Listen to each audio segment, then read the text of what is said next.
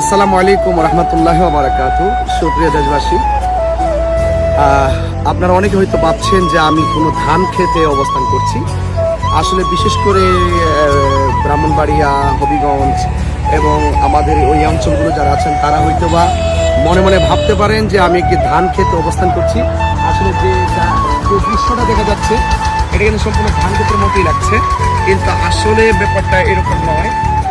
আপনাদের টোটাল বিস্তৃত এলাকায় কিন্তু টোটালি কিন্তু ধান ক্ষেতের মতোই মনে হচ্ছে। আর ব্রাহ্মণবাড়িয়ার আশেপাশে যারা আছেন তারা হয়তো এরকম মনে করতে পারেন। আসলে আমি এই মুহূর্তে ব্রাহ্মণবাড়িয়াতে নয়, আমি আছি নাটোরে আছি। নাটোর জেলার বরাগ্রাম এলাকায় কিন্তু আমি কিন্তু রাজশাহী যাওয়ার পথেই নাটোর।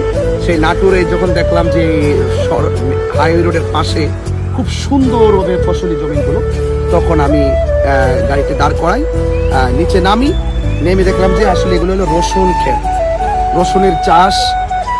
আমি খুব এত চমৎকার আমার কাছে, এত রসুন ক্ষেত আমি কখনো একসাথে দেখিনি, পেঁয়াজের ক্ষেত দেখিনি। তো আমি এলাকায় এসে এতটুকু জানতে পেরেছি যে এই এলাকার মানুষগুলো দেশে থেকে জমিনকে চাষাবাদ করে তারা জীবিকা নির্বাহ করে এবং এটাকেই তারা ক্রেডিট মনে করে। এবং যারা ফসলি জমিগুলো চাষ করেন এবং যারা চাষাবাদ করে সংসার জীবিকা নির্বাহ করেন, তাদের সাথে কেবলমাত্র আত্মীয়তার ক্ষেত্রে তারা অনেক গুরুত্ব দিয়ে থাকেন। আমাদের বাংলাদেশটা একটা কৃষি নির্ভর দেশ। আমরা সবাই যদি যার যার ফসলের জমিনগুলো যদি স্ব-উদ্যোগে যদি চাষাবাদ করি, এতে আমরা নিজেরা স্বাবলম্বী হব, দেশ উন্নত হবে। তো 1 ইঞ্চি মাটিও যেন খালি না থাকে, আমরা সবাই যেন সেই ফসলের জমিনগুলো যেন আমরা যেন চাষাবাদ করতে পারি।